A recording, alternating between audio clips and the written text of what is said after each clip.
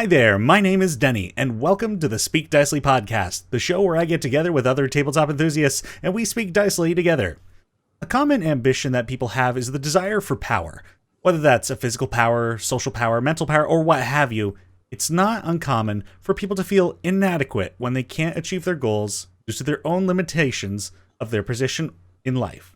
Or their own limitations or their position in life. Wow, too bad I'm not editing this anymore. But what if you could change that?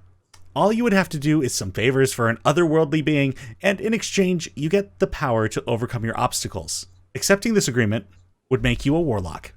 And for today's discussion of the warlock class, I'm joined by Matt Costin and Dallis MacKenzie. Hey there, folks. Hello.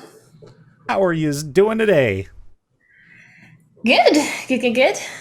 A day off work, so I'm feeling great. Same here. And I'm excited to be on video now. My first video call with you. Fancy.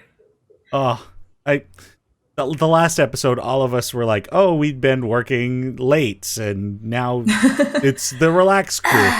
But I can't even fake joining this posse, because I just got done work myself, and I'm like, I feel like Matt and I haven't been on an episode together in a long time. I don't...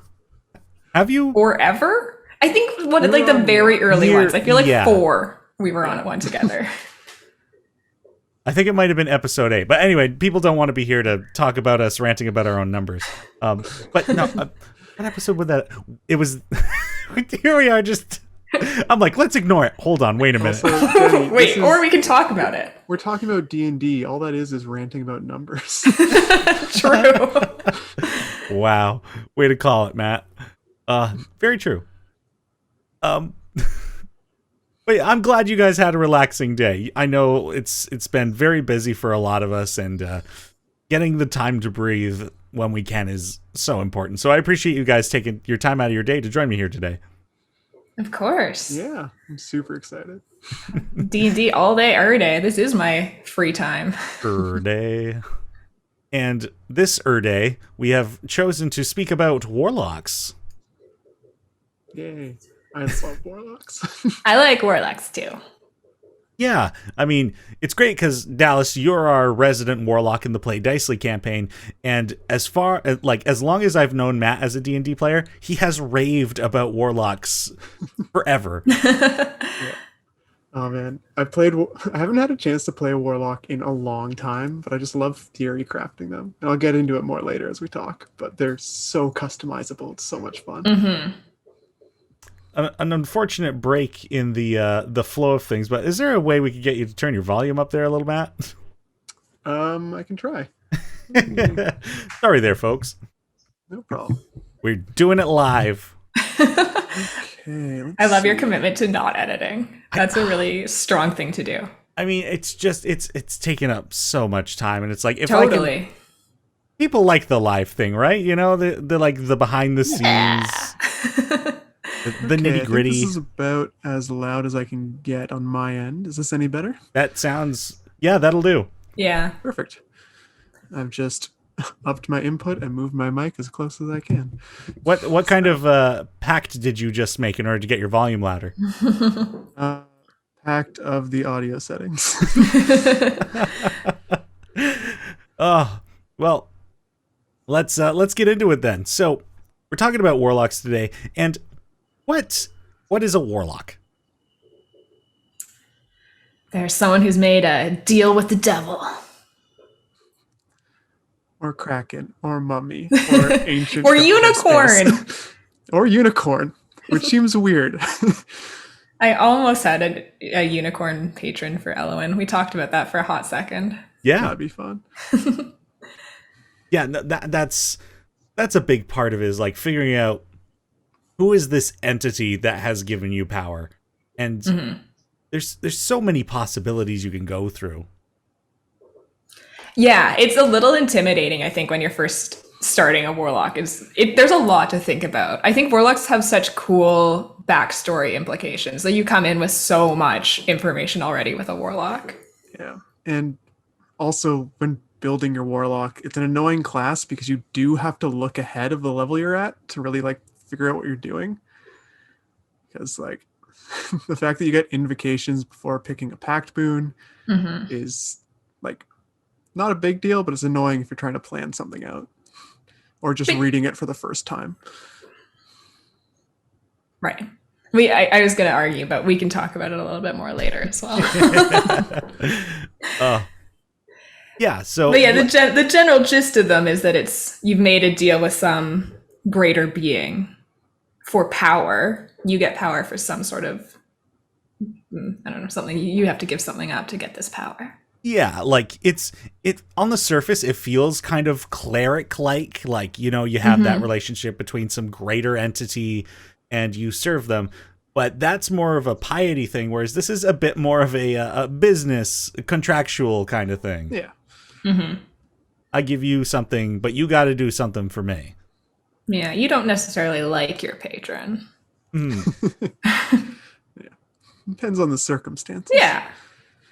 Yeah, absolutely. But the traditional deal with the devil, that basically sums up the class. Absolutely. Yeah. You wanted a shortcut to power, and you found a way to do it.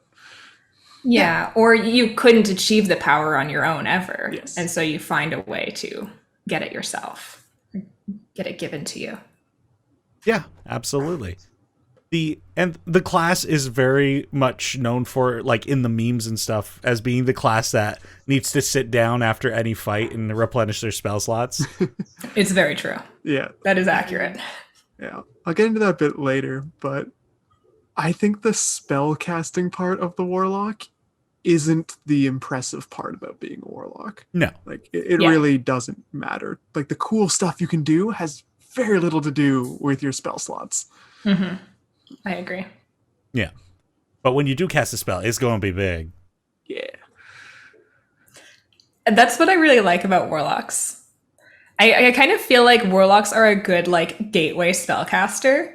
Because I'm a person who plays a lot of melee characters, and I think I kind of like the Warlock as like a jumping off point into spellcasting, because you do have like Eldritch Blast, which is kind of like your sword as a fighter. Like you always have this option. It's decent damage. You're going to be fine.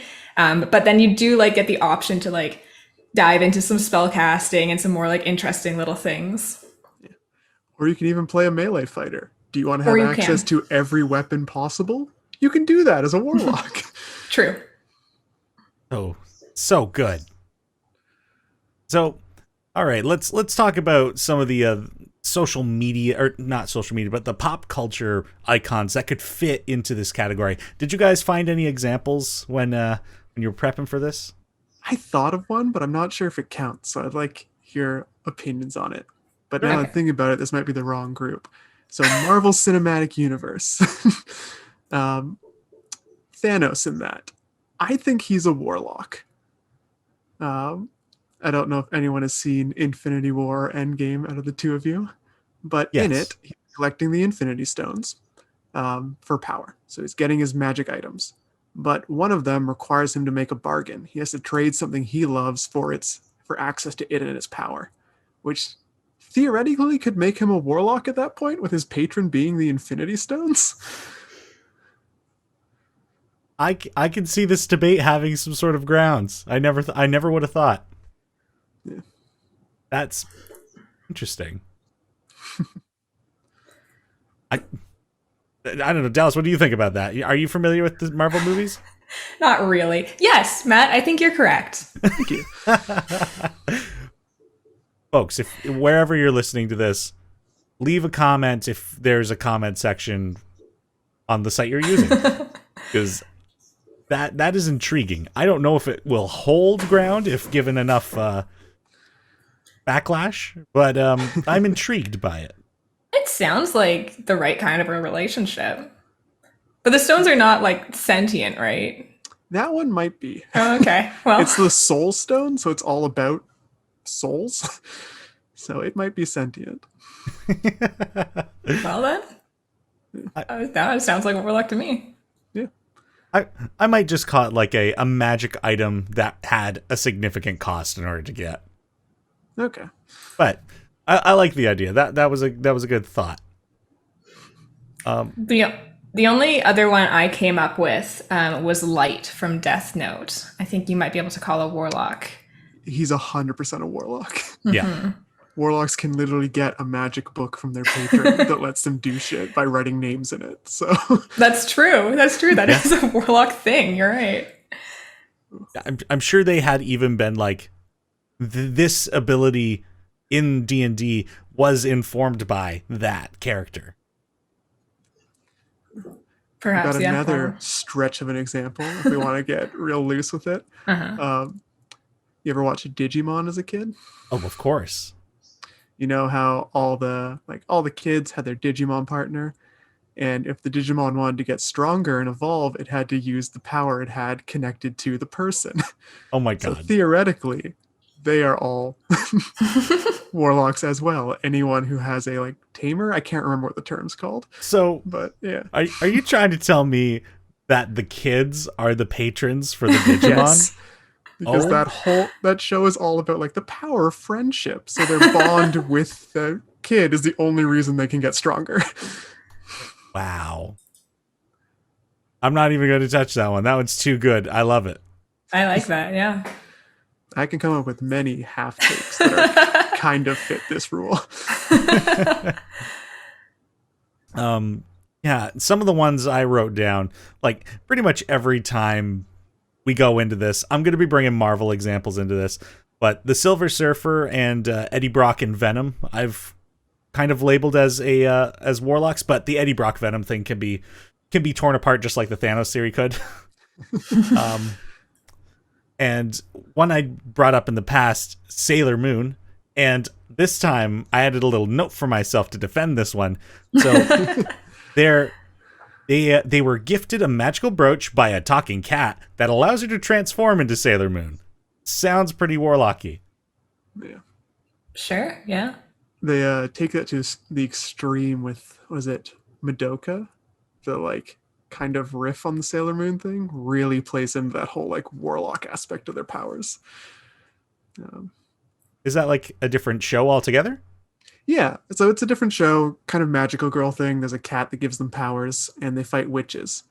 But what they find out is these powers they've got, when they die, they become witches. So they become these creatures they're fighting. It's like a cursed bargain they didn't realize until too late. Oh, that's very warlocky. Definitely. And the last couple I've got are Captain Marvel, or also known as Shazam in the DC universe, and then like the spawning of all this, Dr. Faust from German legend. Like, yeah, there have been many plays, operas, stories written about this. A gentleman who makes a pact with the devil for unlimited knowledge and power. And ends up losing his soul. So that is like the first warlock that I'm aware of. I think that feels like the start of it all. Yeah, so we've got some examples. Unless anybody has anything more to add to that, we can. No, nothing too exciting. No, this question's always hard, I find. I have so many that kind of work. Like, come on, man, hit us with another one. Okay, this one's less of a willing one, but in Gravity Falls, there's Bill, that weird like triangle man who keeps making deals with characters. That's pretty much the epitome of how a warlock works. There's the Beast, and the Woodsman would be a warlock patron combo from Over the Garden Wall. Won't get into too much detail, but if you haven't seen that show, go watch it. It takes 2 hours. It's a mini series. And it's so good. Yeah. Those are some nice, easy ones. But yeah, pretty much anything where you've got someone who's super powerful, who makes a deal with you so you can do something crazy, is your warlock and your patron. So. Bill Cipher's a great example, though. I don't think even he tricks people into these deals. I think that's totally fair game for a warlock patron. Like, and if I were writing a patron, I would write one similar to him, because his whole gimmick is he can't affect the real world and has to make these deals with people to kind of get into it. So that way you can have your big, powerful thing without being like the question, why doesn't it solve all the problems, or why isn't it more involved? because it physically can't be. Clever, yeah. Yeah, that is good. All right. Well, let's roll into let's talk about the features that every warlock character is going to have in D&D. And to start off, if you want to be an effective warlock, your charisma should be your highest ability score, unless you homebrew it otherwise, and your constitution should be your next highest score. But yeah, I'd love to ask your opinions on this, because I think did you guys homebrew it for intelligence? we Yeah. did. So that's the thing. Everyone says like warlock should have been intelligence, but we talked about this earlier about why you make the deal. So their charisma is their highest thing. A lot of people are like, why would you sell your soul? Like the joke online is, why sell your soul for this when you can just study like a wizard? I always viewed it as they don't have the intelligence to be a wizard. They don't have that knowledge. That's why they're a warlock. They can't get this magic else otherwise. They're not born with it like some of the other magic classes. They can't study it because you don't use intelligence as a warlock. So theoretically, it wouldn't be one of your higher stats. Mhm. So that's why I've always viewed or figured charisma makes sense. I mean, yeah, I've got nothing against like charisma being used in this case. I've just always been the opinion of there are too many charisma-based spellcasters, and I think it's a great idea to try and find like, is there an alternate ability score to each class? Even like, Yeah. in the case of a warlock with a low charisma, maybe they know going into the situation, oh, this entity is like really clever and deceptive and will trick me into this deal. But their charisma is so low that they are not able to socially manipulate the situation, that they get tricked into the deal. So I think intelligence is still a good. I mean, still work. I know you're on my side here, but that's kind of my pitch. It's great to find alternate ways to play the game. Yeah. But yeah, I'll start if we want to take turns, like with each level, kind of going through the different features that are available. I can start us off with level 1. Right off the hop, as a warlock, This is a big one. your otherworldly patron. This is Yes. your subclass choice right off the hop. There are 9 options, and the Player's Handbook gave us the Fiend, the Archfey, and the Great Old One. Xanathar's Guide to Everything gave us the Celestial and the Hexblade. Tasha's Cauldron of Everything gave us the Fathomless and the Genie. Sword Coast Adventurer's Guide gave us the Undying. And Van Richten's Guide to Ravenloft gave us the Undead. And you gain a subclass feature when you choose this at 1st level, and another one at 6th, 10th, and 14th level. In addition to this, each patron offers additional spells that only that subclass can choose from. Yeah. So do any of these particular patrons or subclasses like stick out to you guys? Oh, so many. The Fiend is kind of the one I think of, I guess. The Fiend is cool because it's all like fire and brimstone, like I'm going to murder some people kind of class or subclass. That one I think is really interesting. Yeah. Yeah, I like with the Player's Handbook ones, the 3 you get, I do like that they really make them 3 different play styles. Like the Fiend is purely combat based. All its like patron bonuses all basically make it tankier, and so it can survive better in combat. Whereas all the spells it learn, or most of the spells you get from your extended class, are just fire and death. So they're entirely built to be like, I'm a warlock, I'm coming in to do damage and like get in the fray. The Archfey gives you like a really trickster build because it gets a lot of like illusion magic, that kind of thing. So if you want to be like a manipulator in that sense. And then the Great Old One is amazing if you want to get into like subterfuge and guile, the more like diplomacy aspect of stuff, because you get one of the best abilities for like social manipulation in the game, in my opinion, at level 14. So it takes a while, but it's so good. Yeah, what about you? Well, I guess, so you talked about the 3 in there, but was there like one that you considered like your favorite out of the bunch? I love the Great Old One. I love the mechanic that you get telepathy right away. Makes it great for like planning secretly with your team. I like the spell list you get is great for like control and manipulation. And like I said, that final ability, basically you create a thrall. So you take an unconscious or incapacitated, can't remember exactly what it is, but you touch that creature and it's now charmed by you until that charm is removed. Well, it is charmed, you can talk to it telepathically as long as you're on the same plane of existence, which is a lot of fun. I've used that for a couple different things in games. One of them was we had this meeting that was happening with like a bunch of nobles and we were trying to get into it. So what we did instead was the night before, we found one of the nobles when he was sleeping at his place, snuck in, enthralled him, and then just let him go to the meeting. And he just reported to me everything that was happening and I could tell him what I wanted him to say. So we just influenced it that way without having to break into the meeting. Whoa. Yeah. We did another one. Dallas was part of this, actually.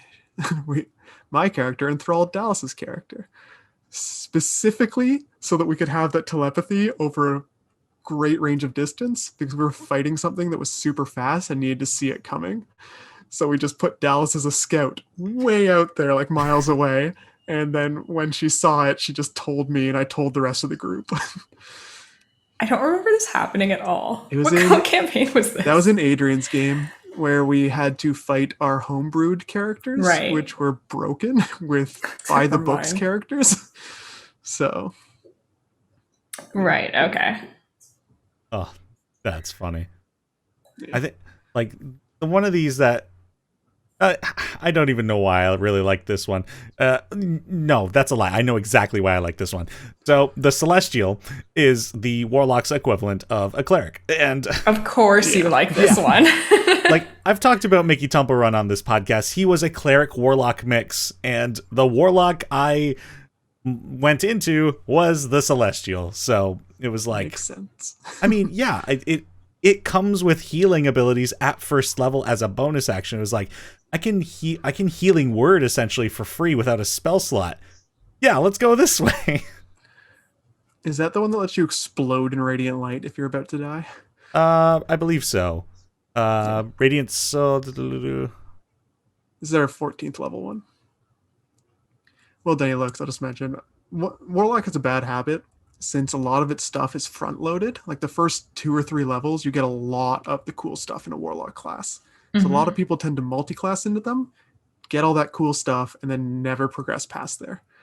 There's a lot of really cool things you can do if you invest into Warlock, but like there are a couple we could talk about now, I guess. Hexblade and the Genie tend to be ones that get multi-classed into a lot because they're a really cheap way to do a lot of extra damage if you're going for like a power gamey min-max kind of thing.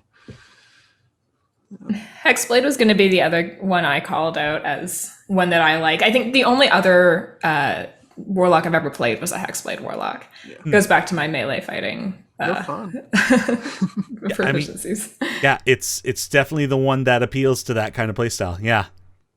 Yeah. I always, though, I never want to build a Hexblade, but I always want to build a melee Warlock every time. And I always just like, Hexblade makes sense, but there's all this cool shit in these other ones, like a Great Old One, or even the one I'm excited about right now is the Undead. Yeah, that sounds really so cool. Yeah. Yeah. Actually, I do want to talk about those two, because we have the Undying in Sword Coast, and then we have the Undead in Van Richten's. And I was like, what? Why did we do this? And as I was kind of like exploring them and trying to see what the difference actually was, it's like the Undying is more about preventing death, whereas the Undead is more about kind of leaning into death. Yeah, Undying is fending off death from you at all cost. Yeah. But yeah, I mean, Undead. Yeah. the result, oddly enough, is to not become inanimate, but whether alive or not, that's different. Maybe if you die as the Undying, you can come back as the Undead. Yeah. With the Undead. Ironically, the Undead, not undead. Yes. Yeah. Yeah, it is weird. It's just like they kind of get abilities that like are based on like dread and necrotic energies, but they never actually turn undead that I'm aware of. You can turn into a ghost. Oh, that's right. They become kind of spectral. Yeah, their final ability is amazing, where it's just you can leave your soul can leave your body. Um, while you're out of your body, both your soul and your body have like resistance to all damage or something like that. And you can just do everything as your ghost form. Go through walls, cast spells. You don't need material components or somatic or verbal, I think, for anything that's necrotic or necrotic spells. Um, and yeah, if you like when you end it, you can either choose to have your ghost teleport to your body or your body teleport to your ghost. That is so So cool. It's so nice. That's so you so can even, handy. if you're really, you can do it like a number of times equal to your proficiency, I think. I might be mixing that up with a different ability, but like even for exploration, that's so good. It's like, all right, how am I going to get through this locked door? I know. I will turn into a ghost, go through the locked door, and teleport my body there. I did. That's so cool. Yeah, I hadn't used this ability today. I might as well use it now. Wow. So, yeah. Yeah, the other thing you get at first level, we're not done with first level yet, by the way. It's A not little much. front loaded, you're right. Yeah.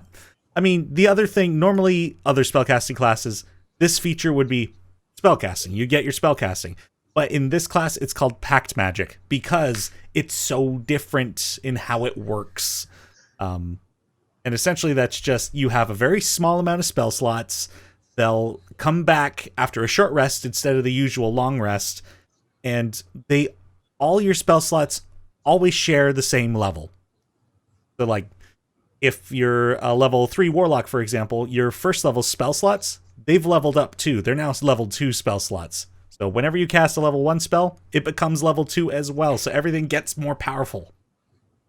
I think this is a really cool thing.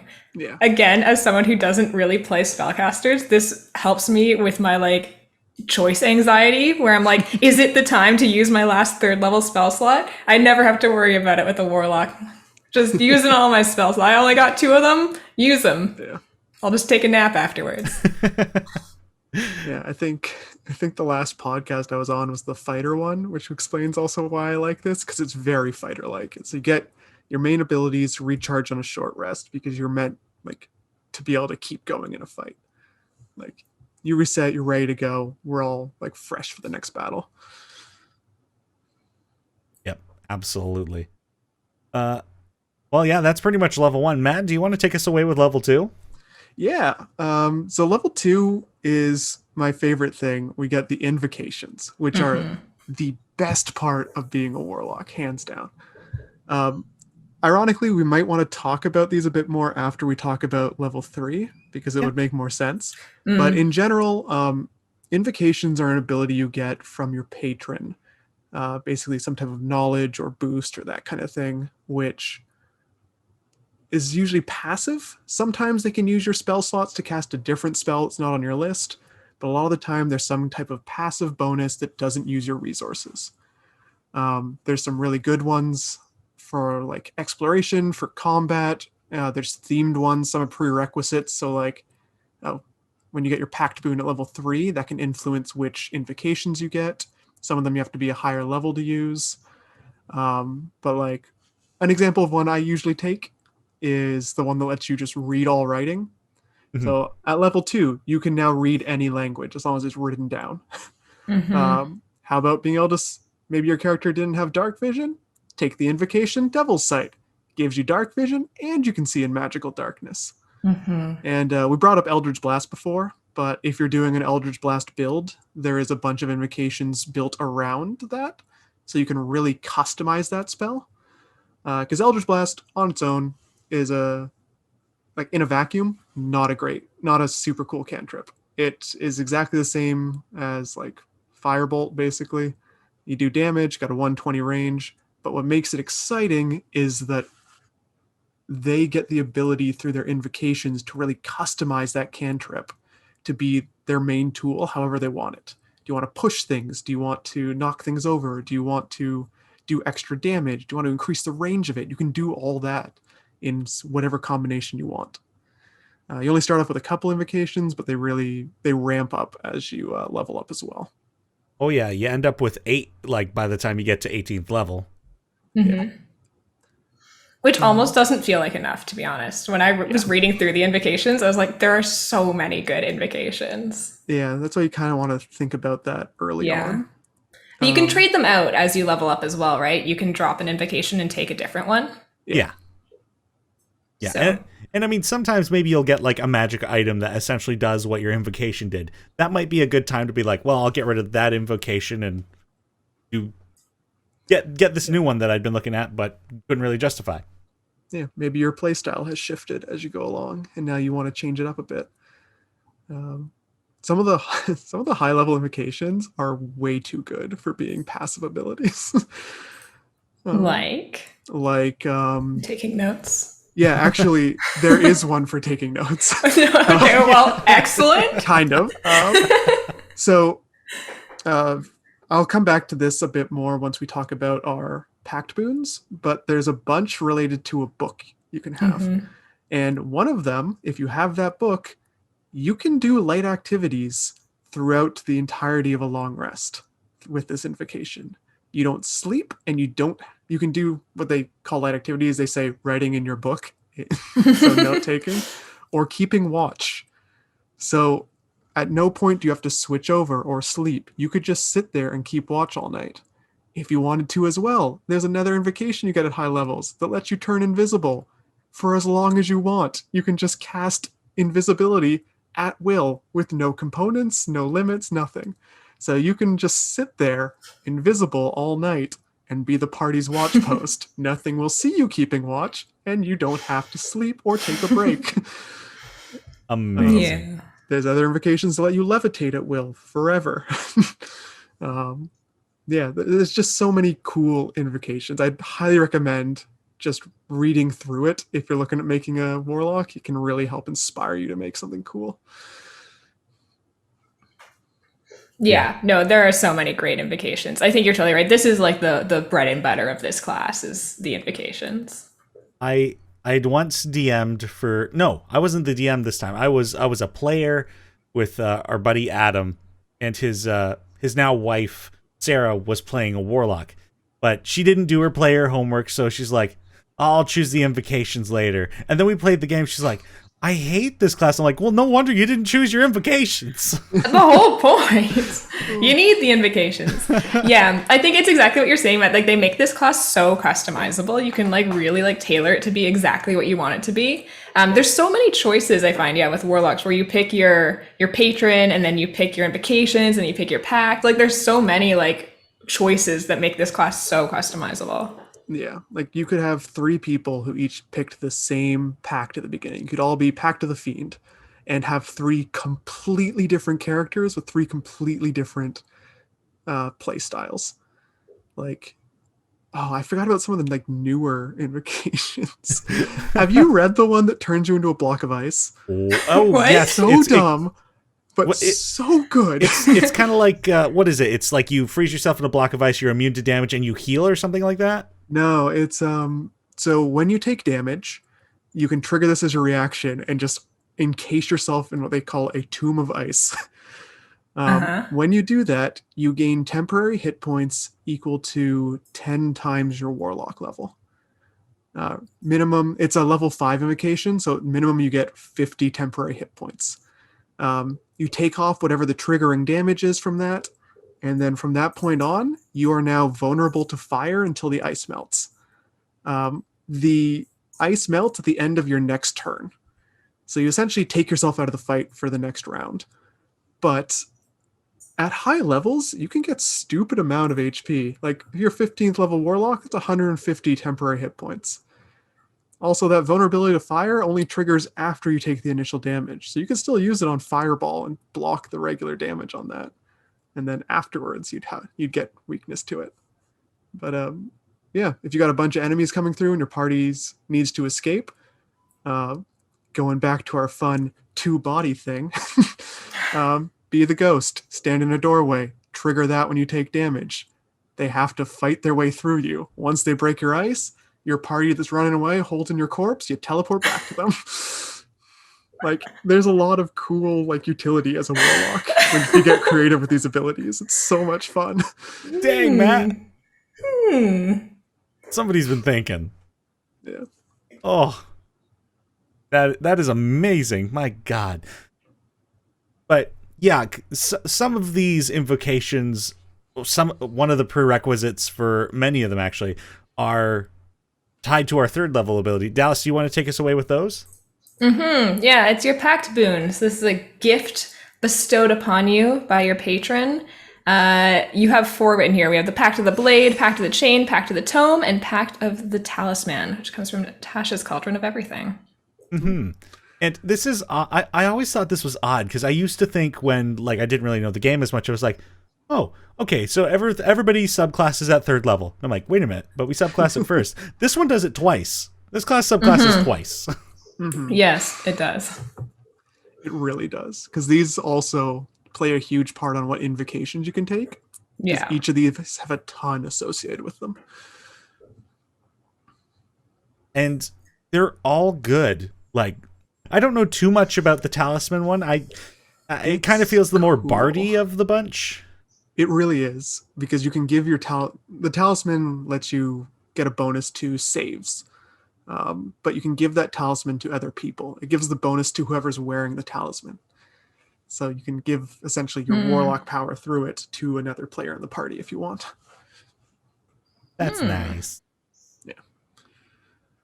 But yeah, then you've got Pact of the Blade, and like, it's not just a blade. You can make it whatever you want it to be. Yeah, so this is the one I usually take because it's so much fun to have every weapon at your fingertips. Really short review of it. Pact of the Blade lets you use your action to conjure any melee weapon into your hand. It counts as magical. You are proficient with it. It still uses your strength or dex score, so if you're going that route, you might want to try and boost one of those. But yeah, you can call up any weapon. And this is why I also wanted to talk more about invocations after this, because these things all, honestly, aren't great abilities at 3rd level. Pact of the Blade, you can conjure up any weapon. Cool, I can go to a shop and buy any weapon. Pact of the Chain lets you summon a familiar. It gives you extra familiar options, some honestly really cool ones, but they're really weak. They don't scale. There's nothing like that. Tome gives you a book. While you have that book on you, you can know 3 extra cantrips from any list. Honestly, this is my favorite. I love this one. It's so good. I was going to say, I think you can do cool stuff here. And Warlocks get a bunch of cool abilities to take spells from other spell lists, I think.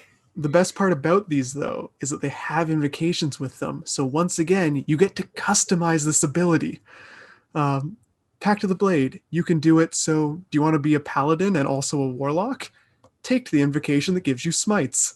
Do you want to be a fighter? Take the invocation that gives you multi-attack with your weapons. You can even turn your weapons into +1 weapons, or make it so you can conjure up bows if you want to be a ranged fighter. Pact of the Chain is all about being the tankiest guy in the world. Like, there's some really dumb ones you get with that. Like, one invocation is if you are close to within 100 feet of your familiar, when you restore health, it seems to be in any way, you get the maximum roll from whatever that health regen is. So, yeah. Pact of the Tome has really cool customization. Do you want to give everybody in your party that half-orc ability to not die when you hit 0 and stay standing? You can do that. Write their name in the book. It's great. Just you wait. Yeah. Wait until my book gets bigger. I think Talisman gives you more teleporting bullshit. Where you can teleport to the person who's wearing the talisman and vice versa. Oh, I don't know as much about that one. Yeah, it's pretty new, but yeah, there's already so much available for Warlocks. Well, and I think this was fun, I think, with Elowen when I got to 3rd level, because I'd realized at that point that I'd made a mistake in that she was completely useless at melee range. And so when I got to 3rd level, I was like, okay, now I can take some cantrips that can maybe help like shape this into like a more decent character. And so because I could take those cantrips from different levels, I could take Shillelagh, which is normally a druid spell, which would let me use my club with my spellcasting modifier, which is, thank God, because my strength is abysmal.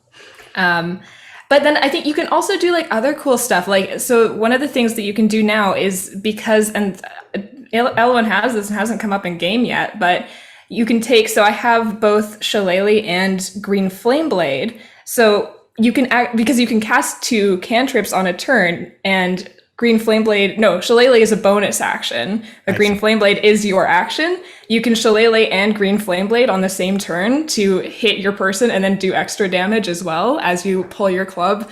As my small 9-year-old child pulls her club out from her waist. You're like, okay, so cute. Cool.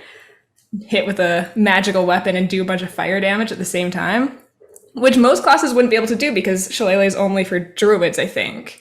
Yeah. And Green Flame Blade is sorcerers. Wizards and fighters, I think. I think Warlocks also do have it. I think it is on their spell list. Okay. I don't remember. But in any case, point being, druids normally you wouldn't be able to do it. Druids do not. Yeah, normally you wouldn't be able to do it. So, yeah, you can do some neat stuff with that pact, with that tome.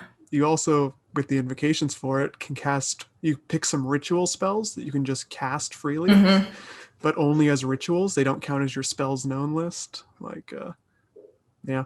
Which is important when you only have 2 spell slots. Yep. Yeah, the tome allows the warlock to feel more like a wizard. Yeah. Yeah, it really does. Yeah. Blade's good if you want to be a fighter. I always like to do it where, because you can also, for the Pact of the Blade, you can conjure up any weapon you want, or you can bind a magical weapon. So you can like put it in a pocket dimension and pull it out whenever you want. So say you're stopped at the gates, you have no weapons on you.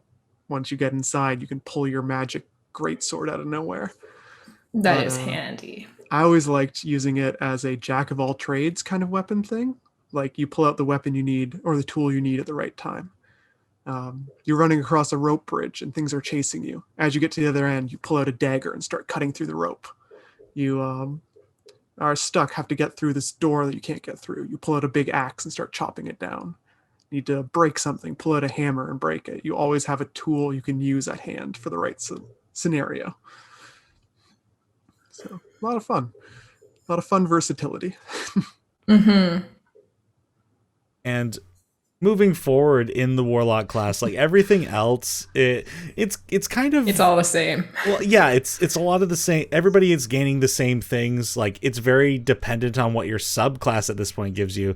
Because I'm just gonna go through this. So 11th, 13th, 15th, and 17th level, we have something called Mystic Arcanum. I don't know if I pronounced that correctly, but I'll describe the one at 11th level. So 11th level, you get Mystic Arcanum. 6th level.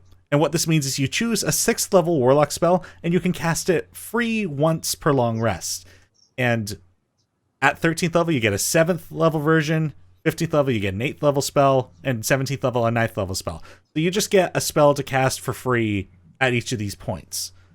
So yeah, it's really just along the path. You're getting your specific subclass special abilities and you're getting more invocations. And stronger spell slots and a few other spells. Yeah, the Mystic Arcanum is nothing to joke at though, because you do get a lot of really cool spells as a warlock. And like granted, you can get these kind of spells as other classes as well all the time. Like a wizard gets a lot of the same spells a warlock does. But like you said, you're getting your bonuses from your like pact as well as the invocations, which again let you do really weird combos with spells. Like here's a fun one. That 9th level, at 17th level, you get a 9th level spell you can cast once per day. A fun combo I haven't tried, but I think it works, is there's one spell called like Disaster Blade or Sword of Death something. It lets you conjure up a giant like spiritual weapon essentially. Does 40-12 damage. If you get a crit, it crits on 18 to 20. If you get a crit, it does 12 damage instead, which is super cool. Also, the blade is described as being made out of a rift in reality. So you just break reality into a sword that floats around. So cool. So it can go 30 feet away from you. You have to be able to see where you're casting the spell. There's an invocation that lets you see through walls. Oh my god. So up to 30 feet away. So you can literally, before going through a door, stand on the side of the door, see all the things inside, spawn that blade in there, kill them all, then walk in the door. Like high level warlocks get some really cool combos. It's just no one ever plays them past third. Stick with it, Dallas. I don't know what else she'd do. I'm gonna become a fighter. Just give up. Go back to my melee. Oh boy. The last special thing we get at 20th level, would one of you like to cover this? Oh. You good? Sorry, I'm dying. Yeah, I drank the water wrong, and then I clicked the mute button wrong. Alice is very excited to talk about this. I can read it. It says Eldritch Master. You regain all your spell slots in 1 minute instead of the usual short rest. Usable once per day. Yep. That could be So, handy. Yeah. Actually, as far as like 20th level abilities, a lot of these have been underwhelming. This one's actually pretty decent. I can see that being very helpful. Yeah. In the middle of your big final battle, you're out of spell slots, and you're like, actually, I'm gonna maybe grab some of those again. I'm going to turn invisible for a minute. And just, We're gonna turn to ice for a minute. Hold on. The Archfey Warlock's like, I'm gonna make a martini, I'll be right back. Oh. Yeah, anything else you guys want to touch on in terms of the mechanics of Warlocks before we head on to our break? I mean, now, final thoughts on mechanics is I love mechanically how Warlocks work. They are one of the most customizable and fun to theory craft for me. I love just coming up with different Warlock ideas because there's so much you can like piece together to make weird shit. Yeah, I think they're really cool. Mm-hmm. Like I have played, I've said this before. I've played every class in D&D 5th edition, but I feel like I still haven't experienced like the full extent because like it's always been like multi-classing or one shots. Like, so there's still some exploration of classes I got to do, and this is another one of those. So at some point, I'm gonna be playing another Warlock, but. Let's take a quick break here. We'll be right back, and when we come back from the break, we're going to talk about the character development and roleplay aspects of playing a Warlock. So we'll see you in a few. Bye. Bye. Hi there. Do you have a podcast you'd like to promote? How about sponsoring an episode of the Speak Dicely podcast? If you'd like to get in touch with me about including an ad during one of our episodes, contact Denny at dicelychannel@gmail.com. Now, back to the podcast. And hello again, everybody. Hope you all had a lovely break. Yeah, I don't We know. took a 10-second break. Don't ruin the illusion. 10 minutes and 10 seconds. Sometimes a break happens, sometimes a break doesn't, okay? There's a commercial spot, just in case right. commercials happen. Just in case.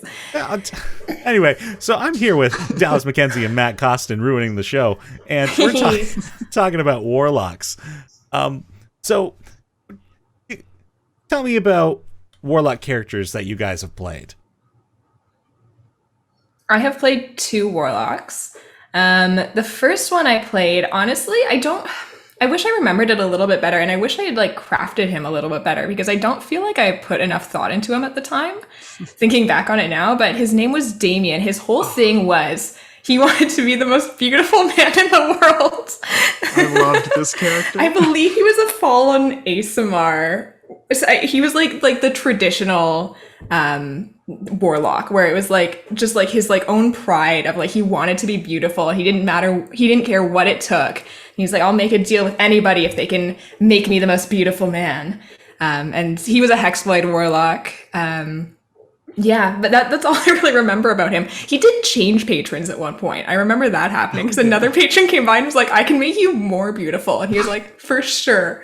And I don't think we ever like really played too much beyond that, but that would have been very exciting to figure out what happened with my previous patron who I was just like, see ya, that guy's got a better deal. I'm going over there. Yeah, he was a mess. He got us in trouble a lot. He wasn't a very nice guy. I forgot about Damien. Yeah, we had like an entirely charisma based party. Yeah, because he wanted to be the most beautiful, but everyone else had everyone had 20 charisma in that party, and I was just like, I think that's why I had to switch patrons because I had to get to a 21 charisma so I could beat everyone else. Yeah. Yeah, I remember I played my first female character. I played Lynn, the bard, and I was just like, I'm so pretty, and then you're like, I'm so pretty, and then somebody else brought a character, I am pretty and dumb. I think Adrian was the other charismatic one, yeah. I played Meepo in that game. Arguably the most charismatic, actually, because you tricked all of us. That's true. Oh, Warlocks. And then, of course, you've got Elowin, who's you're and of currently course, playing. Elowin. Yeah. She's a less traditional warlock, I think. She isn't like... She didn't make it, well, in theory, she didn't make a deal with an evil person. Who knows, really? But, in theory, we're chill here. And she's not evil either, right? So it's kind of like, it was a much more like business transaction, I think, kind of with her than and a more desperate option as well. It was like you were talking about, intelligence-based warlocks are a little strange, but I think, for her, it was like she had spent her whole life trying to figure this thing out and she's never been able to. And so this is like her last shot at like trying to actually get to what she's trying to get to, is to make this deal. I think what happens with this ends up being very interesting because they're like, I guess paladins are kind of the same way, but their power is not their own, right? With a warlock. And I think it's like an interesting kind of like thing for a character to like know that they don't actually possess this power. This is a power that's being given to them and it could be taken away at any time. I think that's an interesting thing for a character to know. Sorry, I went off the rails a little bit there. No, that was, that was great.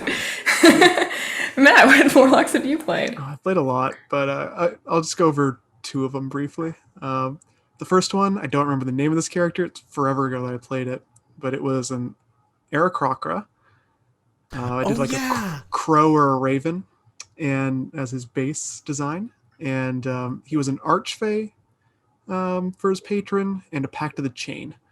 And the way I played him up with his patron was he got his power just because the archfey is bored, and this gives it a chance to alleviate its boredom occasionally. So he'll contact it with like propositions or events or that kind of thing. I had him speak through his familiar with the Pact of the Chain is how he communicated with the patron. It would essentially like possess the familiar so they could have conversations. The way I played this guy is I played heavily into the fact that Aarakocra don't like being indoors or underground. So I took the invocations that gave me a crazy range and the ability to see and speak through my familiar. And so if the party was going into the tavern, I'd stay outside and just send the familiar in and watch from there. Going to a cave, I'm not going to go in unless things get crazy. I'll stay out here and do all my talking and stuff through the familiar. Because he could fly and turn invisible. So worst case scenario, if he needed to get down there quick, he could just fly his way past whatever there was to regroup with the team. So he was basically like a trickster kind of warlock, someone like from the woods who doesn't have much connection to the world, but manipulates it through magic. Another one I played was in one of Adrian's games. This one, I played an evil warlock in a good group. So it was kind of an odd play. He was a skeleton, and he was the Pact of the Blade and an Old One as his patron. I played his relationship with his patron for that one, where the patron didn't know he existed. It was some dormant, sleeping monstrosity from like beyond the stars that he's just siphoning power off of.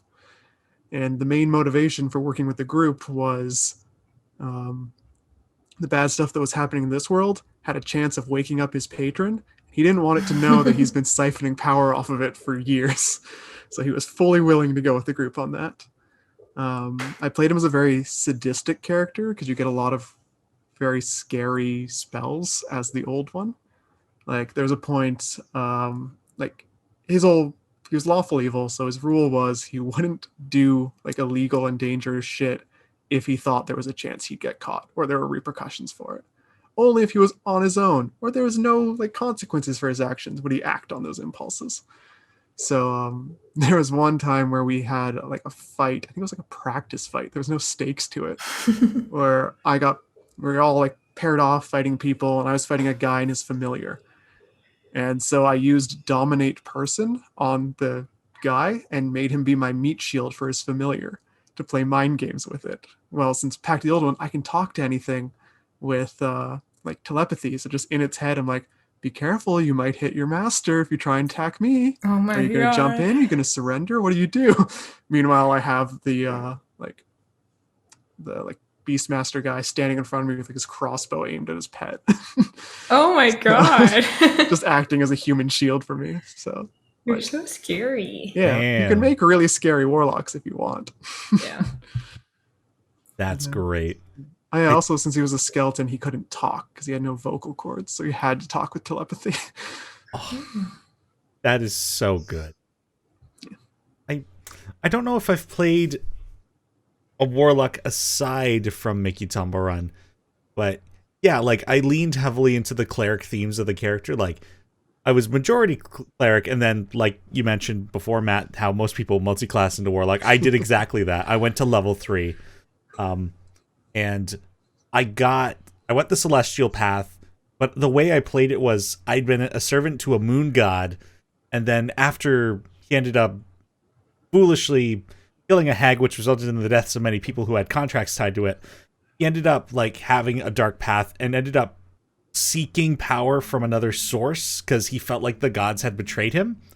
And I didn't end up finding this information out, but I'm pretty sure what ended up happening was I ended up creating a warlock path with the exact same patron that my deity was. So they're just like, yeah, oh, you seem to be in a rough spot. Let me give you more power there. Nice. But it was so much fun too, because like I played him as very much like he was uncomfortable in his own skin, so it was mask of disguise, so like he was constantly changing his appearance. Silver-tongued cleric, so he had extra skill with persuasion and deception. And then I also went tome with him, and I think I ended up having 12 cantrips. I had so many cantrips. I was like, Yeah. I think that's the way to play a warlock. yeah. I had one warlock I made. It had no character to it because it was built for, was it Tomb of Horrors? Whatever the like really bullshit dungeon is. But mechanically it was a lot of fun. It was built entirely as a dungeon explorer. So it was packed to the tome as well, had a bunch of magic and just a bunch of like passive effects. So it was the one that could see through walls, it could levitate, it could read all writing. It made for a like broken dungeon explorer because like, we've got a hallway here with a bunch of pressure plates. Here, I'll just levitate past them and see what's on the other side. Now that I'm closer, let's turn on that X-ray vision. Okay, this pressure plate links. I can see the like path goes down to. All right, there's a spear in the wall there, so watch out for that. Like we had 3 levers with no indication of which one to pull, so looked at the levers, saw what they were all connected to. Like, yeah. Ridiculous. Had it set up for my Mystic Arcanum. I took the one that lets you just pull you and a bunch of willing creatures into the astral plane for like an hour. So if things were going poorly, we're just going to astral plane out of this dungeon and just get out of here. That's so good. Yeah. Well, we've all gone over some characters here. Did anybody have anything else they wanted to add before we move on? I'm just going to talk about, I think, like some of the ways I've built Elowen has been, I think, an interesting way of, I don't know, just exploring a character, because a lot of Elowen has not been built around doing any sort of damage or being good at combat in any kind of way until I took Shillelagh and Green Flame Blade. Someday that's going to pay off. Well, then let me ask this question. How do you go about creating an interesting warlock character? Oh, is that what their next question was? I see now. Yeah, I mean, I think because warlocks are so customizable, I think like I was really inspired, especially with Elowen, with the idea of the repelling blast part of Eldritch Blast, and being able to kind of control a battlefield a little bit more. Because Elowen, so here's the thing: when you make a warlock, you should almost always take Agonizing Blast as an invocation. That's a really good idea because it makes Eldritch Blast a usable, good damage dealing spell. But Elowen does not have that, and instead I took Repelling Blast thinking about I think it's a more fun idea for her, at least at this stage, where she is like, I'm not trying to kill anything. I don't want to fight anything. I just want to keep things away from me. And so Repelling Blast is when you hit someone with Eldritch Blast, it pushes them back 10 feet. And that can get really silly, I think, later on as well, because Eldritch Blast, you can keep stacking them. Eventually you get 4 Eldritch Blasts or 5 as time goes on. But it's every hit pushes them back 10 feet. So you could, in theory, push like one monster back like 40 or 50 feet at higher levels, which I think is very exciting. I'm excited to get to that point in my life. Elowen has the Armor of Shadows, I think is what it's called, and Repelling Blast, which are like, Repelling Blast I think is fun. Armor of Shadows I don't think is a great invocation really to take because it's not that much better than just armor. Yeah. And you really should take Agonizing Blast, but here we are. Well, don't sleep on Repelling Blast though, because like I'm gonna steal a story, unfortunately, from our buddy Jason. I mean, this is on our YouTube channel as well, but he was playing a warlock in that same campaign that Mickey Tumblerone was in, and he was an Undying Warlock. But he took he took like everything he could for invocations for Eldritch Blast, and Repelling Blast was one of them.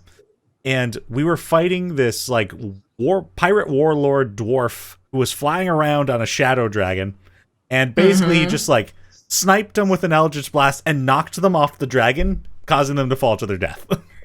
There's really like not very much like limitations to it. It's just like you just push them back 10 feet. But if there's no like weight limit or anything to it, and you're just like, this giant monster, I'm just gonna shove back a little bit. That's what I'm planning to keep. I don't know how long shadow armor will stay around, but I keep Repelling Blast. I don't think we touched on it, but warlocks do get some martial abilities at first level. You get proficiency with light armor and simple weapons. So, yeah. And they're a D8 hit die, right?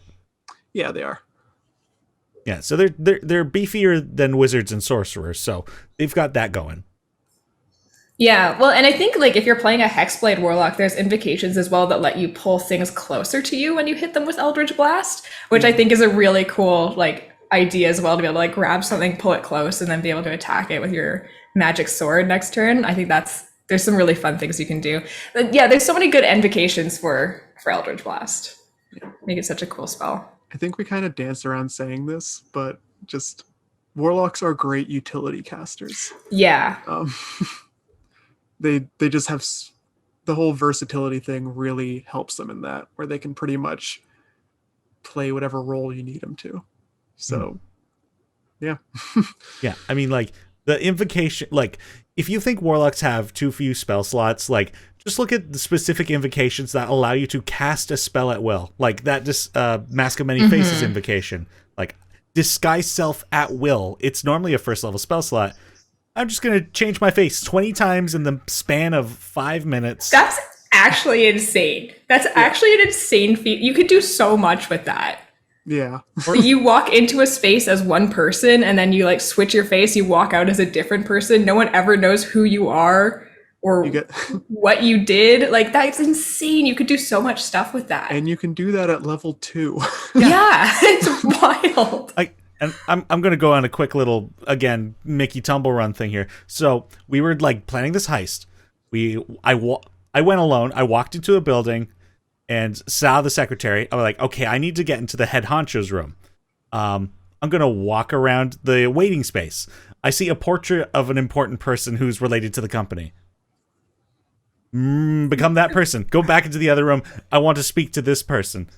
Yeah, he's right up there. Walk up the hallway to the door, knock on the door, turn into the secretary, get the guy to leave the room thinking that he had to go somewhere, walk into the room, secretary comes in, I'm now the guy that was supposed to be in the room.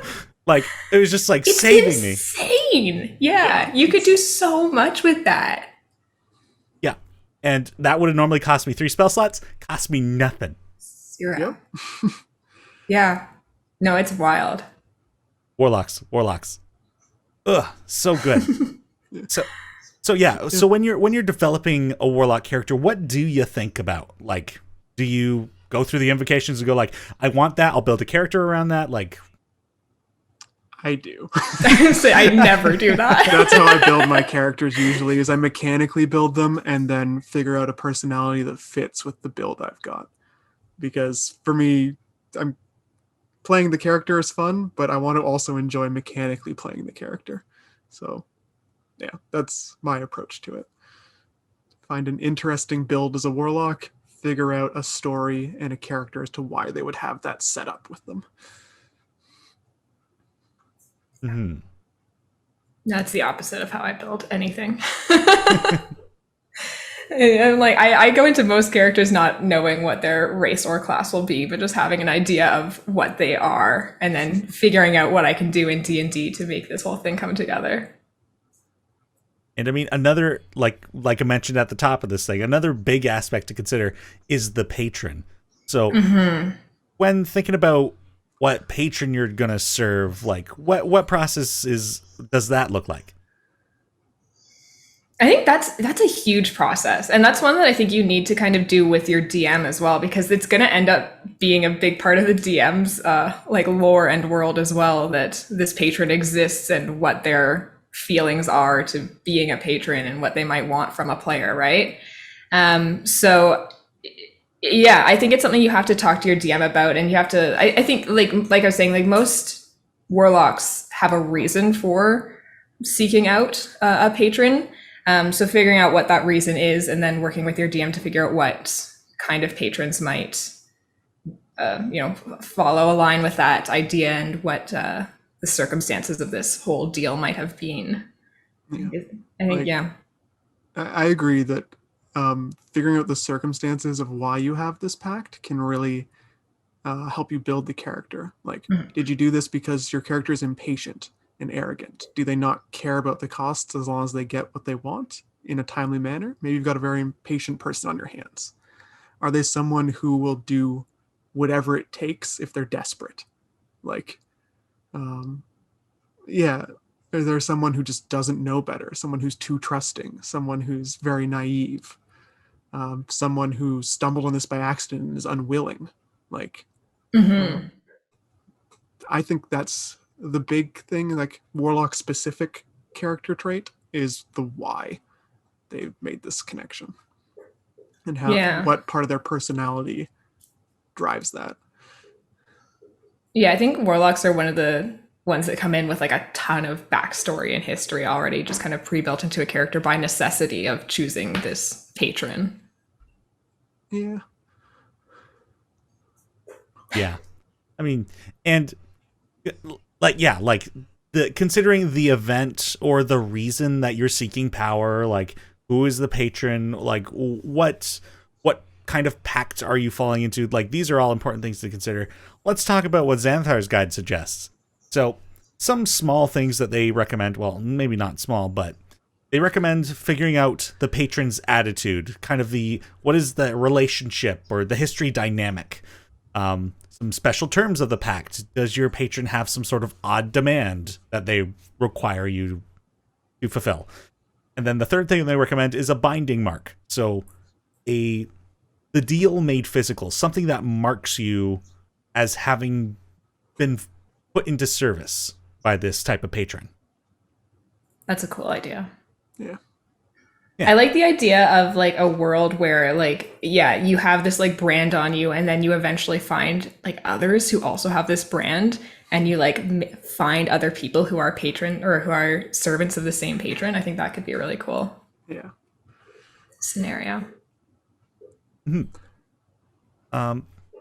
So, and I think considering that relationship, there's so much you can do by starting to ask questions about that. Like, did you have to travel far, or was it nearby? Was it an adventure to get to them, or was it something incredibly mundane? Were they already present in your life and they were just in disguise or something like that? Is the family dog actually that's been passed through the generations a fiend, and you made a pact by rubbing their belly? Something weird like that. You give me power if I give you belly rubs. Oh, yes. Like, and another another thing is like, did you have, and we were talking about that the unwilling deals by like Bill Cipher. Did you not have a choice in your deal? Was it like, did your patron save you from death? Kind of referring to like Critical Role, for example. He became a Fathomless Warlock, he became a Hexblade because his patron saved him from death by drowning. Or maybe they saved you from something else. For example, like a wedding that you didn't want to partake in. And they say, yeah, I'll get you out of that. And you later hear that your recently betrothed had been run over by a carriage. I don't know, like twisting the deal in a way. Totally. Yeah, I think there's so much story that can come from this. And then I always ask this question for my players who are spellcasters: how does the magic manifest within you? And like, of course, because it's a bit more of a conversation with the DM, because this is kind of their NPC, like figuring out what that flavor is. But of course, like giving the player the opportunity to also have their input on that flavor. I think this is really cool. And this is something that I think is really interesting about Elwyn as well, because like there is very distinct magic, themed magic that we have talked about with Wilela and Elwyn's magical abilities, where it's blue and white. It's very sky colored. And I think that's really interesting because that is so not colors I associate with Elwyn in my mind, that I think, I don't know, I have like a weird relationship, I think, with Elwyn and her patron, where they don't feel like they actually mesh very well to me. It feels like Elwyn is a thing and her magic is a thing, and like they coincide, and she needs it because she needs to do this quest, but it does. I think like the magic being so not really colors I associate with Elwyn, it really like splits my mind on like where, like I think like some people like really empower that magic and really like take it on as part of themselves, and I don't know if I feel that is how Elwyn currently feels, at least. And you know what? I think that's great too, from like an analytical, like story analysis kind of perspective as well. Because your character isn't religious, but this magic is like coming from some sort of like divine source. So it very much clashes the source and the identity. So I think that's great that you've made that connection. Yeah. Yeah, we just, I just got to keep doing this thing. I just need this magic for a little while. I need to be an adult again, or ever. I need to be an adult. Yeah, I've done it for multi-class. I like to theme my spellcasters when I make them. So I've done a multi-class where it was a Sorcerer Warlock, that standard multi-class build. But I had it, they started off as a sorcerer, as a mercenary. All their spells are ice themed, anything they take from the sorcerer's list. And then once they got Warlock and were going up in Warlock levels from that point, was once they made their Pact. Basically, demons saved them from death. So at that point, all their stuff is death themed and necrotic.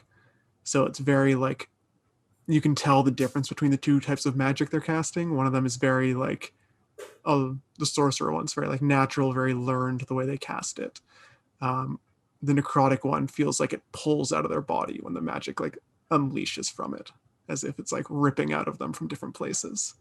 Like, yeah, you can do stuff like that. Kind of twist your warlock abilities into something darker if you want. I always kind of like that aspect of it. You can start with a focus or a spellcasting component. I like the idea that the focus is some connection to your patron. So maybe the magic comes from that. You're like pulling it out of there to start. And as you level up, you can get more of a grasp on the power yourself and can stop relying on like pulling from the focus necessarily. But yeah, it could be a fun way to deal with the magic aspect of it. Do you guys have anything more that we might be able to add for like developing an interesting warlock character? I got something I don't know if you guys will like, in my opinion. Hit me. I think you're better off to develop an interesting warlock character if you don't think too much about the patron. Because I personally think the patron's not super important to your character as a warlock. Because you can easily fall into the trap of making a very interesting and very fun patron and their employee. If you go too much into why your person works for this deity, what this deity provides for them, like how do they influence the world, you've now built a big bad in your world, or like a powerful aspect in your world, and then that guy who works for them. So I think it's really better to build your character up as a character, and then afterwards figure out their patron. I mean, both are viable. And personally, I prefer to me, a warlock is the employee of a patron. That's exactly what the warlock is to me. Yeah, but I think the warlock should be a fun or interesting character, not the patron. Like, if the other characters are interacting with you to get to your patron, that's not as fun, because that's an NPC. That's not you. That's not your character. Well, why not both, right? Like, people are interesting without powers. If you can develop an interesting person, you've got the interesting character. And then the patron and the powers, that's all a separate thing. You just add that on top. Dave from accounting isn't boring, but guess what? He's a warlock, and he works for yada yada. Nobody wants to deal with yada yada because Dave is able to look like Paul and Smith. And like, Dave is actually you interesting. See in magical darkness. Yeah. I do completely disagree with your philosophy there, but I think it is viable. I figured you would. Because, are you a fan of clerics and paladins, Matt? Yeah. Well, paladin mechanically, I don't like playing paladins. I don't like how they play. But yeah, I've got no issues with them and like the deity aspect of it. Right, because the way how I compare warlocks and clerics are much less to be interacted with, but warlocks, I could see the NPC coming in much more often. Yeah. Like, I don't think they should be a side character, though. They could be an adventure spawner, a quest giver, an information supplier, but they should never be a main character. Yeah. Right. That's why I like the idea when I do my patrons of them not having much of an ability to impact the world around them. Because if they do, then most of the game will be you asking your patron to help you solve problems, as opposed to you solving the problems with the tools you've gotten from your patron. Well, that's a fair point. I don't think I took that from your initial argument, but yeah, I mean, why would they hire people to do anything if they could do it themselves? There's got to be something. Yeah, there's got to be a reason you're interacting with the warlock. And like why the warlock is making decisions and doing stuff, and not just being like, okay, boss, so we've got this dragon we got to deal with. What do we do? Like, that's not an interesting character. That's an interesting NPC for the DM to control. Like, yeah. And you just ask them for help. So this kind of becomes a DM tip. It's like, I'm not going to tell you how to solve the situation. How would the patron react to being asked that? What did I give you these powers for? Go deal with it. If you die, I don't care. Yeah. Right. Because like a lot of the questions we've been asking, if we're not careful, all we're doing is building a really cool NPC. No, we're building backstory too. Like the event. Yeah. In fact, I would determine how do you communicate with your patron. And what is that relationship like? Is it flirty? Is it serious? Is it casual? Is it Paul from accounting? I love the flirty idea. Hey, Willela. Call's over. We're canceling Dicely. I love the idea of having a flirty relationship with your patron. That's so funny. Like, yeah. And that, of course, could be informed by the specific type of pact you have too, but yeah, both options are viable. Focus on the character and completely forget the patron, because like Great Old Ones, for example, it could be they don't even know you exist and are somehow siphoning power, like you had with that one character. That is an acceptable arrangement. Yeah, like I don't think there's a problem to fleshing out a patron. I just don't think it needs to necessarily be a big part of your story. You can have a fun story without the patron being a big aspect in it as well. You can have a fun story with it being a big aspect, but I don't think it's super necessary to making a fun warlock. Because like that can be intimidating as well. It's like, all right, I'm a new player. I want to play this warlock. I got to figure out my character. I also have to figure out this patron and all the stuff about that and how that works. I'll just do something else. I'll just be a sorcerer. Like, sure. I think like most things in D&D, and especially like when I'm talking on this podcast, I'm talking as a person who wants to spend 20 hours planning a character, and you don't have to do that. Yeah, you don't ever have to do that if you don't want to. Yeah. I mean, and it could also be two separate things. You build your character, the DM builds the patron, and the entire relationship ends up being a surprise. Mm-hmm. It'll all work. So those are some suggestions. But we do have a bit of a time crunch today. So are there any final notes on roleplay and character build for Warlock? Yeah, a fun thing to think about with your character is, like, we talked about backstory. Why did they make the deal? A fun thing to think about is, now that they have this power, what's their goal with that power? Like, because otherwise their character arc is done. They got what they wanted. They're happy. Like, what do they want this power for? Like, what are they trying to accomplish with it? Yeah, the skeleton guy who wanted this power, his overarching villainous goal was to rule the world. He never told anybody that, but that's what he wanted the power for, was to become an influential figure. Yeah, other people want it because, basically just figure out what you're doing now that you have it. What's your goal? What's your desire with this power? That's a good tip. Yeah. I feel like I must have skipped that on my notes because that is actually a critical point. Yeah. Oh, thank you, Matt. No problem. Yeah, but I think that's a pretty good chunk of information to leave players with. So have fun creating some Warlock characters, and hit us up on the Dicely social media if you end up creating a Warlock character. I'd love to hear your stories. Mm-hmm. So, to kind of finalize it, why should people play a Warlock? And do you have any critiques about the class?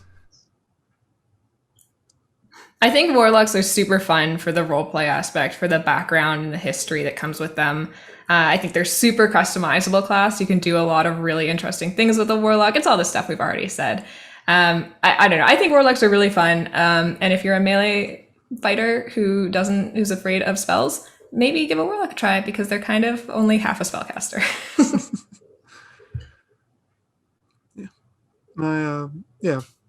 Same deal. Super versatile. If you like doing any type of utility caster, utility character, Warlock's a great way to do it, because you, like Denny said, you get stuff like disguise self freely at will. So you can fill that role. You can fill whatever role you need. A lot of my critiques about the class come with like not planning it out ahead of time. You get stuck with stuff, but as like homebrew rules or even like Tasha's has come out, those critiques kind of fall away, because they let you kind of undo mistakes a lot easier now, or like change up your character. I would say for me, critique wise with the Warlock, is I would actually give it a bigger hit dice. I would put it up to a D10, like a fighter, because it plays like a fighter. Its abilities are all like short rest kind of stuff. It encourages you to get in the fray if you build it that way, but then you are still like squishier than most, because you have that D8 hit dice, but you don't have the dodging abilities a rogue or like monk has. You don't have a lot of the like armor abilities that a fighter has. So you've got to really pick the right invocations to make your person survivable, or the right patron. So it's versatile, but not great in melee combat if you don't build it properly.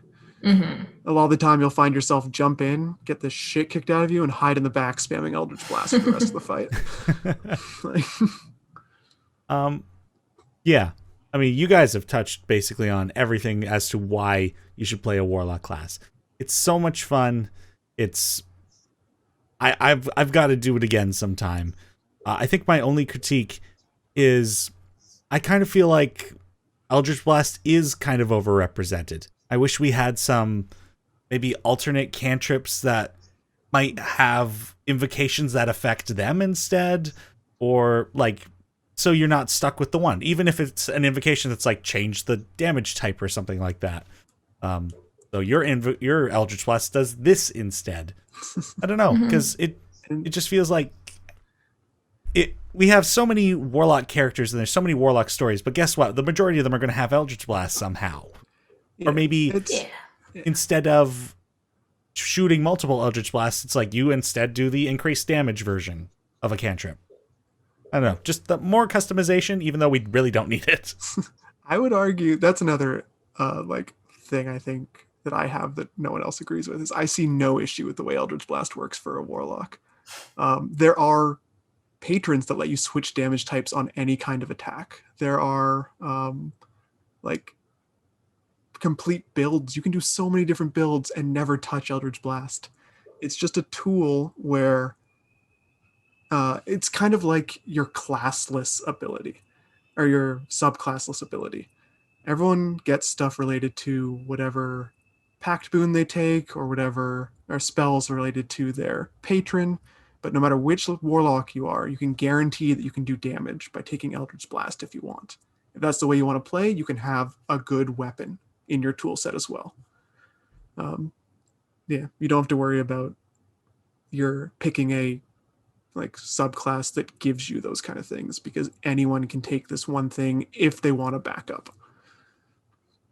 Maybe my solution instead would be make Eldritch Blast a class feature. Don't let it take up a spell slot or a cantrip slot. Yep. Give it to everybody. Yeah. Why not? But so that way it's always an option. But you don't have to do a build of it now. No. Yeah. I mean, again, my critiques are less these are problems and more like more options maybe. Yeah, because that's really the best part with the Warlock is like, man, I wish I could do more of this kind of thing. Look at your invocations, look at your spell list. Oh, I can. Let's just take that instead. Oh, I see. Or I want more cantrips. I used one for Eldritch Blast and I wish I had more. Pact of the Tome gives you 3 more cantrips right away. Yeah. Yeah. In truth, I really don't think I have any problems with this class, and I'm surprised I haven't tried this more. So, yeah, no, go out there and play some Warlocks. On a quick scale of 1 to 5, how would you rank them? 1, you wouldn't recommend. 2, it's a boring class. 3, not your first choice but can be fun. 4, you recommend the class. And 5, Warlocks are your favorite class. I think I would give them a 4. And I would also like to go back on my rogue and give them a 5. Oh, dang. I think after listening through some of these other podcasts and doing the Warlock one, I'm like, you know what? Rogues are my favorite class. I'm going to go back to Rogue and give them a 5, and I'll give Warlock a 4. They're good. They're really good. I think they're super fun to play, and I would recommend you try it. Yeah. I'm a 4 on Warlock as well. Fighter, I would say, is my favorite class, but this one's definitely a close second. Only reason I'd give it a 4 out of a 5 is the spell slot limitation can get annoying depending on the scenario you're in. It can get frustrating when your big abilities are burnt out quickly, or you use it at the wrong time and now you don't have it because your group doesn't want a short rest because you're the only one who gets a benefit from short rest. So you have to deal with it. No, please. That can be annoying, but outside of that, I love Warlock. I'm gonna give it a 4 as well. We're 4s across the board. It's like I don't think I've given it enough of a chance. Like I've only multi-classed into it. Like I gotta commit to a full-on just straight up Warlock, just like I recently did with Monk. I hadn't played Monk and I'd always been multi-classing, and it's been great. It's been great. But Warlock, I'm coming for you next. If after the Land Druid and the several other classes I've said I'm going to do now, but the Vampire Hunter Cleric, because I always got to play another cleric. Why not? But yeah, 4s across the board, great. And So thank you both for joining me on this conversation of Warlocks. Now, before we move on to our final segment, I have one final bonus question here. So, we here, this situation pertaining to Teni, Matt, and Dallis, we've been tricked into the service of a Warlock patron, but they're not who we would have preferred to work for. Who are you in service to, and what task have they asked of you in exchange for their power? This could be a character in media, one of the patrons of D&D, or someone you know, or Ted in accounting. The task is probably something you're not looking forward to. I was going to say, I think I live this in my real life. I have a job and a boss. He asks me to do business analysis every day. I don't love it, but he gives me money so that I can live. So here I am. I was going to do the same route. I'm like, I took a job that I thought was one thing, but they lied about what it is. I'm actually just a PA. So we're just going to complain about our jobs then? No. I think everyone is a warlock, is what I'm saying. We are a society of warlocks. I think I'd have gotten tricked into serving some kind of devil, not realizing what they were. And the task they've given me was, I have to, like, they've gone to the grocery store, and I have to load their grocery bags in, but the grocery bags never end. And of course, I'm always trying to, like, all hand them. Yeah, for me, if I had to do one that wasn't work, it would be something I hate. Let's see. I made a deal with the devil. They worded it. They're like, yeah, you'll be my go-to guy. I give you this power. You'll do great things for me. I'm like, yeah, cool. Power, I'll go do cool shit. But what they really meant by do great things for me is I'm now their PR guy. And I have to go publicly talk in front of people about how great this demon is, which is my worst nightmare, is just talking public speaking forever. Oh, Matt, I want to change my answer to managing their social media. Oh, what a nightmare. What about you, Dallis? Are you going just work, or do you have another answer? Well, that was my answer. I'm also, not that this is really a correct answer to this, but I'm thinking of that Simpsons episode where Homer goes to hell and they feed him the donuts. I think your vague comment made me think of this. You eat donuts for the rest of your life. You think you're like, fuck yeah, I'm going to eat donuts forever. It's not as good as it sounds. I like the idea that the deal backfires on the demon. Right, Or but you love they're it. going to torture you, but you're all in. And they're like, this isn't fun anymore. Oh, brilliant. Well, thank you both for indulging my my bonus question there. How's about we move on to the final segment of the Speak Dicely podcast? This is our chance to hear from the listeners. It's Question Dicely. And today's question is once again submitted by Laura K483. And she submitted this to me, well, in private, but I'm going to plug the Dicely DnD Discord server again. Join us on the Discord server. You can submit your questions to us there for the podcast and come hang out with cool people who talk about D&D things. And these folk are here and we talk. Come hang out with us. Talking happens.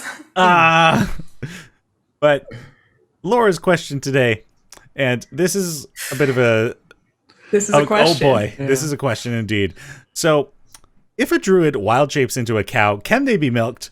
Similarly, what happens if a druid has sex as an animal in wild shape and were to conceive? Does the embryo become their native race once they change back, or does it stay an animal? So many questions. Why, Laura? Why? I think she raises great questions here. I definitely researched this. Did you? Kind of. So I did a little prep work. I looked into some of the wild shapes that a druid can turn into, and to see if any of them have effects that would linger after they switch back. And some do, which leads me to believe that whatever you expel as your wild shape stays. For example, the venomous snakes and the venomous creatures can poison something, and if you turn back, that thing is still poisoned, meaning your spit didn't turn back into regular spit, it stayed poison. So theoretically, if you got milked as a cow, you would be able to create cow milk that would stay after you turn back.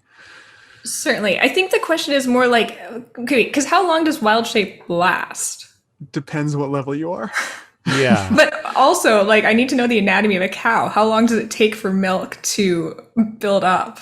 And do you have to also, like, can you change your sex when you wild shape, right? Because it's only female cows that would produce milk. So do you have to be a lactating humanoid in order to be producing milk as your wild shape cow form? I'd say until you reach level 20, yes. And then at level 20, you can be wild shaped forever. So you got all the time in the world. Well, certainly if you can be wild shaped forever, yes, you can produce cow babies and have cow milk. Absolutely. Well, we can also use one of the most famous druids in media as an example, Zeus. He turns into animals and has sex all the time. So, and are they animal babies? They're half animal, half people most of the time. But he also does he become male animals though, or female animals? Does he do both? Well, he usually becomes an animal and has sex with a lady. So I assume male animals. So that's a different question. But now we're talking about gods instead of druids, right? That's I mean, true. Loki can transform animals and sex, and has had animal children. So, like, if we're getting to the realm of deities and stuff, things are flying off the charts here. Right. Okay. Also, this question's only spawning more questions. It really is. Okay, so here's my answer. I think you can be milked if you are a lactating humanoid before transforming. Yes. Right. But I think you have to already be in that state. I don't think you just magically transform into a cow that is lactating, because cows don't lactate all the time either, right? Yeah. No, that is. So I think you have to product, be in that zone already. Yeah, that is a product of dairy farming. Yes. Yeah. Yeah. And then if you have sex as an animal and get impregnated and you transform back, I would have to argue that your embryo also changes with you, because it is a part of your body, right? Anything still in you. Anything still in you transforms. I think if you stayed as a cow for however long it takes for a cow to have a baby, and they had a baby cow and then you transform back, I think the baby would stay a cow. But as long as it's inside of you, I think it transforms with you. Yeah. I was thinking the other way, like you impregnate something as the animal. If you impregnate something as the animal, I think it's cow sperm, which just doesn't exist because cows are ladies. But I think because it's left your body, it stays the way it was. I think it's just the physical combines within your body that transform with you. I need to ask, just to be clear. You do know that a bull is just a male cow, right? I cow do. Sperm does exist. Well, but it's not called cow sperm, right? I hate everything. You brought this question on. That's true. I have a question to add on to this question. Oh, great. In a similar sense. Could you make infinite food as a druid by turning into something with a tail, cutting off the tail and turning back? Because you wouldn't lose a limb when you're a person. So what happens? Yes. And your parts change back, but the part that stays out of you apparently doesn't. So if we're like, man, we're starving, I'm going to turn into a lizard, cut off a tail, and then turn back and eat the lizard tail. I think this sounds reasonable. Have I created infinite food? You have to cut off your own tail over and over again, though. I think that's torturous enough to allow you to do this. Ironically, cutting off the tail will turn you back into a regular person. The damage you take anyway. You can do that, twice a day? It's 2 meals a day? Not even twice a day. As long as you can take short rests, you can keep doing it. Yep. Right. Wow. People complain about Goodberry being infinite food, but druids have this already. Lizard tail. Druids can already do this. Yeah. Who needs Goodberry? Octopus can detach their limbs, just for fun. For fun? Well, not really, but I guess to eat them for sex, they can rip off their limbs. So theoretically, you you turn into an octopus, rip off your limb, and you've got calamari for dinner. Look, question: If you're a druid and you turn into an octopus and you go and have sex, are you going to go rip off your arms? I mean, you might as well if you're already here. Does that force you to change back in the midst of the act? I don't know. Oh, this is awkward. A lot of questions. Point being, you can eat lizard tail as a druid, in my opinion. If I were the DM, I'd say yes. I'd rule that way too. Yeah. I think this is all dumb. What if you turn into a starfish? And because a starfish, when they lose a limb, it regrows as a new starfish. So can you clone yourself? But the starfish can't transform back into you, though. That's true. It wouldn't. If you cut off the limb, it exists as its own separate starfish with your DNA. So druids can save starfish populations. Whoa. My take on all this is there are questions you can ask, and there are probably answers to those questions. Do we need those answers? Yes. No. We can find those when you wild shape. Guess what? If you're doing this in my D&D game, we're not playing the same game. I did not sign up for this. Just wait until I figure out how to spawn roving maulers into your campaign. Oh, that's it. We're not counting rations anymore. I don't want to worry about milk or druid shapes. Oh boy. So, Laura, I hope you're satisfied. And I don't know. This is a great question. More of these, Laura, please. I know they have something about a bowl, so I should ask her about that, and we can bring that back on. Is it the same question? If you impregnate someone as a bull. No, not a male cow. Oh, like the item you eat out of? Yes. A bowl? Oh, a bowl. I Yes. see. I just got cows on the brain. Holy crud. Well, is it that physics conundrum with the game? I have talked about if you ever do the physics one, there, where you can infinitely survive underwater with a bucket. Enough of this. Okay, so this is why people don't want to DM for Matt. we should do an episode just on like the absurd questions, like can we break the game? That would be great. But I'm gonna take the reins here. I hope you're all satisfied with the answers we've provided. But in any case, thank you both, Matt and Dallas, for joining me on this episode of the Speak Dicely podcast. We are coming to the end of today's episode, so I'd like to give the both of you the chance to plug any projects you're working on and your social media. Where can people keep up with you? Hello, you can find me on Twitter at Dallisaur. It's right down there. Or you can find me on my website at Dallis MacKenzie or www.dallismackenzie.com. I'm a voice actor. Come talk to me.